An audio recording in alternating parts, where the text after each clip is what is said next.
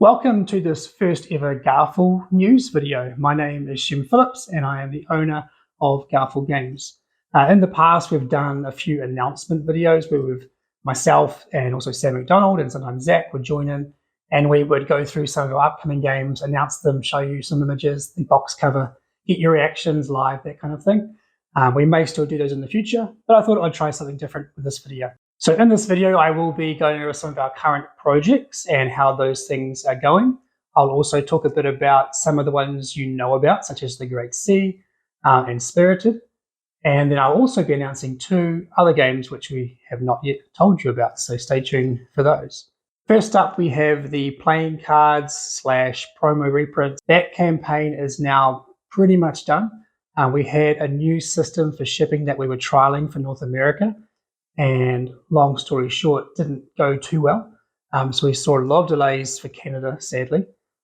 If you are still waiting in Canada, I think this week you may still see some arriving. Otherwise, that campaign is done. And if you don't have your items, please contact me directly through Kickstarter. That way I have all the information and I can help figure out what's going on and why you haven't received it. The second item I want to quickly cover are the South Tigris Trilogy expansions. For English, these have all been fulfilled. So again, if you have not received it, please contact me directly through Kickstarter and I can find out what's going on there for you and get those expansions to you. We know that the Portuguese copies are on their way to Brazil right now, and Mosaico have told me they expect to send these out to backers in January.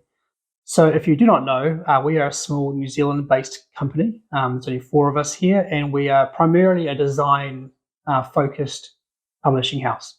So we don't do distribution, we don't put our games into retail widely.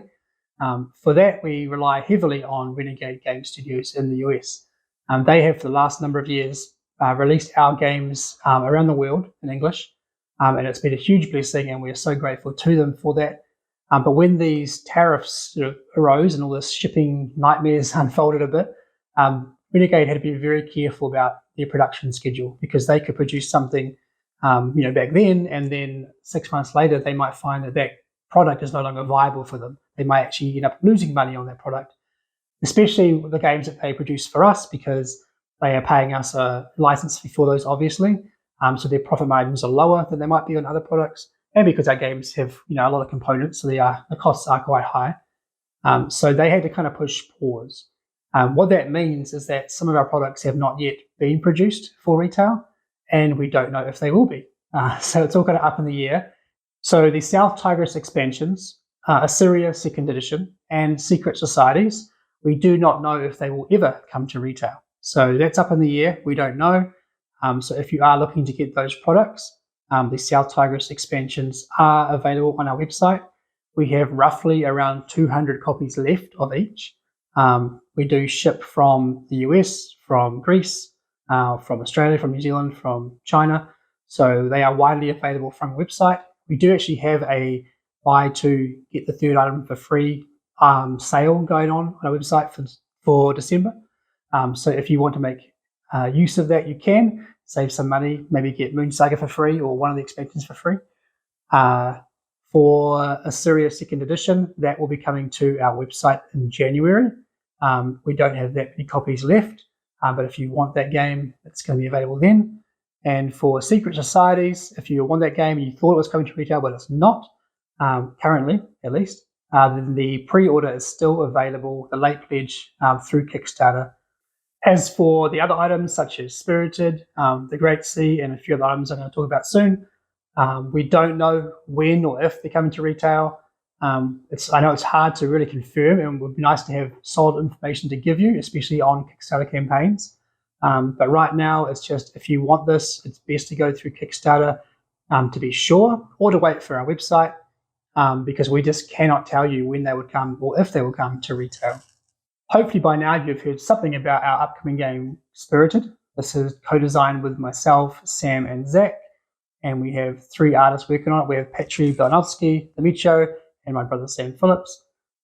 This is a card game. It has a lot of push your luck, set collection, and tons of cool combos that you can do with the cards. And it's one of those games that pulls that trick you've seen before, where you have a ton of different clans or factions. You choose a set number, you play with them, and then that changes up the game. Kind of like Ethnos, is one of the main ones that I think of when I think of that kind of style. And this is our kind of take on that. It's very fun, very interactive, with positive play, good moments at the table, that kind of thing. The game is currently available to play in beta on Board Game Arena. So if you would like to play that and you have the premium access to BGA, you can play it now.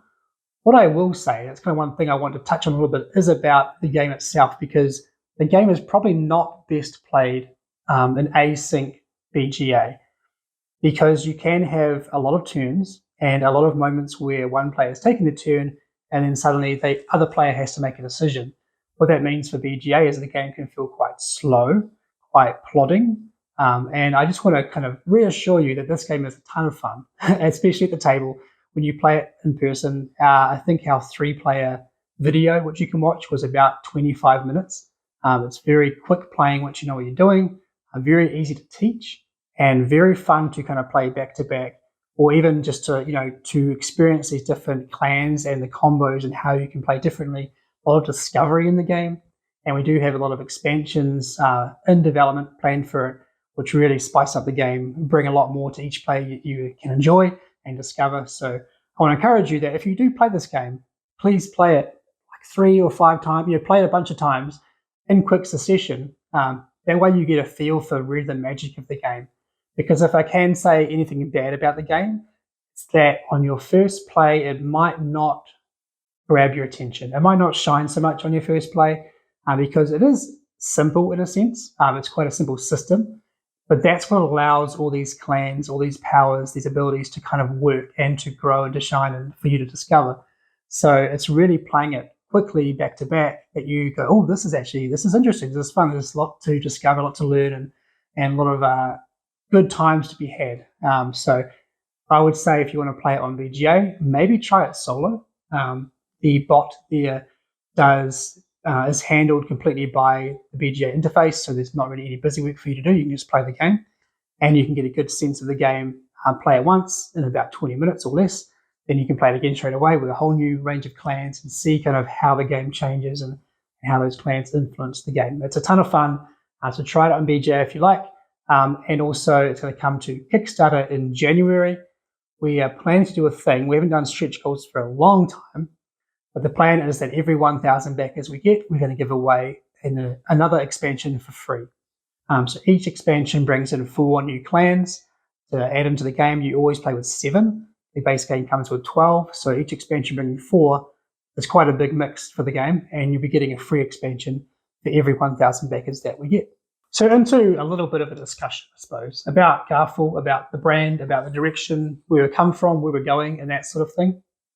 We get a lot of comments from reviewers or just from people in general, commenting on Board Game Geek or wherever on social media. We get a lot of mixed comments and things, and often one that gets thrown out there is that, oh, they're always doing the same thing, or that all the games look the same, or all the games are the same. If you like our games, you'll know that all our games are not the same. They are very different, but they do try and share a DNA. Of course, anytime designers work on games, you're going to kind of feel their fingerprint on that game. But we do try to innovate quite a lot.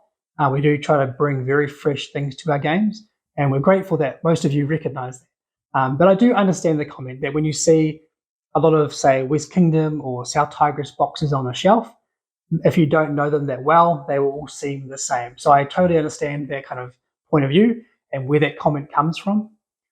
So to address that a little bit, we're trying new things. We have done Secret Societies. We're doing Spirited. We have another game I'm going to talk about very soon. So we are trying new things. The sad thing is that sometimes we get pushback when we do try new things. So there's some people that might say, oh, I wish they would stick to what they're good at. I wish they would keep doing these medieval or ancient games. And the good news is we are still doing those games. So don't worry. If that's what you love about Garphill, we're still doing that stuff. We're not changing. But we are going to try and do some other things. We're going to try and make some small card games. We're going to try and do games that might be far more interactive or quick playing or whatever they might be. But what you can expect from us is that we're going to put our heart and soul into these games. We love making games. We like making games very replayable and deep and fun to discover with lots of great artwork, great theme, that kind of thing. So we're going to keep doing that. But please, I guess, if you see our games announced or spoken about out there, just understand that we're trying things, we're trying to experiment because we know some people want fresh things, but we also know that some people want just more of the same, and that's totally fine as well. So we're going to try and do both. But yeah, we really appreciate all the support we get, all your positive comments, and just supporting us as a company and buying our games, playing our games, sharing our games with your friends, your loved ones. It's so great. I mean, it's just so good seeing people playing our games. It's so rewarding, and just we really love knowing that these games are bringing you joy and bringing fun to your homes and groups. So thank you. So earlier this year, we did our kind of marketing plan for Secret Societies with this whole secret project thing, and Zach had a lot of fun kind of teasing that game and what it could be and everything. And during that process, we accidentally leaked another game, which was the Great Sea. And you haven't heard us talk about this much because it wasn't planned to be announced until about now. It's a co-design between Sam and Zach, who designed Chaos Order together. So it's in a similar space to Chaos Order. So it's quite interactive, a lot of sort of Euro mechanisms at its core, but it's a fighty type ship building game. So you are building your fleet of Phoenician ships, and you're going out to either try and control trade routes, or you're trying to fight each other for combat points. Very fun game. It's more accessible, I would say, than Chaos Order. Chaos Order has a lot of asymmetry up front, and so you need to know what your faction does and what your opponents are capable of doing as well. This doesn't have that asymmetry from the get-go. You kind of develop your own asymmetry throughout the game. So it's easy to teach in that sense. It's also faster playing, but still has that kind of very interactive feel. So if you're into that thing, I think you're going to really enjoy it.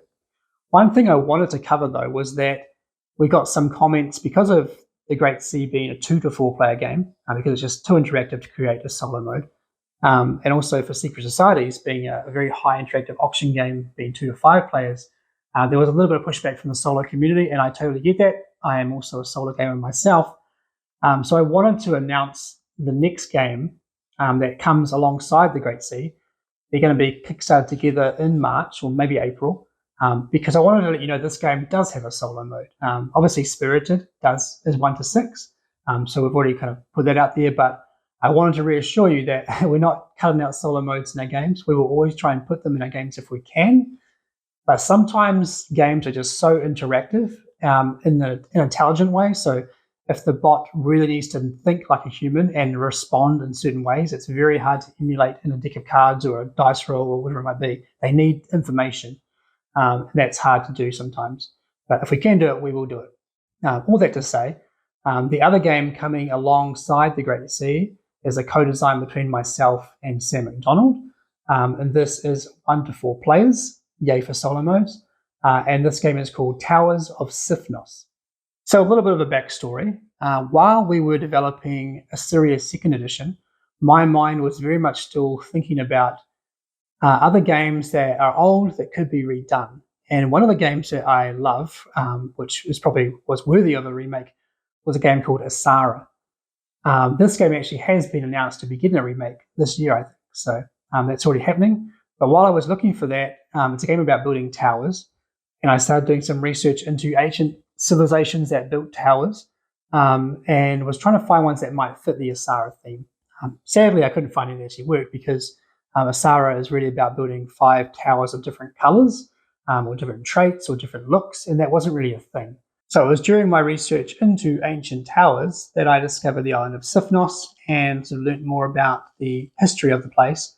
And in ancient times, they built a ton of beacon towers across the island. And the island is not actually that large, but I believe there's about 78 to 80-ish kind of towers built there back then. And they were a warning system, an early warning system for incoming raids, incoming pirates to try and plunder the land. So in the game, you're playing as the inhabitants of Sifnos. You're trying to build out the towers while trying to defend it against these incoming raids and people trying to plunder the land. So really, as a player, you're putting out dice, you're putting out towers, you're putting out tents and soldiers and all sorts, and the beacons onto the map for certain key moments when areas will score. The map is broken up mostly into 6 areas, and there's these ships kind of moving around, almost Mancala style, around the map.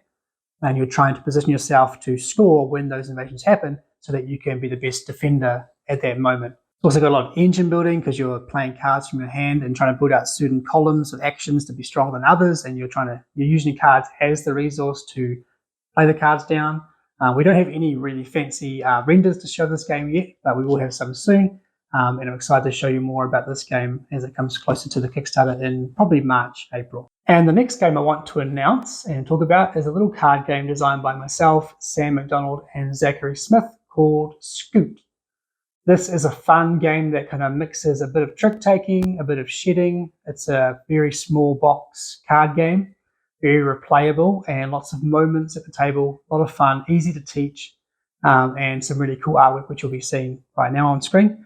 In Scoot, you are playing as these underwater creatures, and your aim is to sink the best scoots or Viking longships as you can for points.